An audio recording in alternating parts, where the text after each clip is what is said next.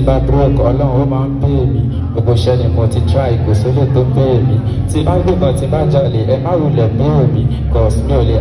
banditi kan wá kí omi ojú tó ti rókun ojú tó ti rọ́ṣà ẹni bá ló kánúkò agbẹ́gbẹ́ tó dọ́fà orí tó ti dóògì orí tó ti dọ́bà the one cross láti kàwé ẹgbẹ́ ṣúwá pẹ́pà ready or not I'm not ready to run díẹ̀ ní ló mọ rí don't adviser mo lè má yìnbọn ó bọ̀ mi ò kí ṣe sniper in case of later mi ò kí ṣe rapper mo kàn ní kí n try this one bóyá ẹ máa jẹ this one bóyá tẹ bá gbọ́ this my home ẹ ní jẹ this one bóyá tẹ bá jẹ this one sórí bí ẹni jẹ tìpọ̀ bóyá tẹ bá jẹ this one láàárọ̀ pẹ̀lú Chelsea kan I don't live rap loss mo ní gbégbé pé èmi storyteller àpẹjọ fáwọn rapper tó fẹ́ jí omi never in your life if you see me no dey hail me cause I never see nobody can jail me nobody can win me nobody can kill me nobody can sing or rap like I'm doing.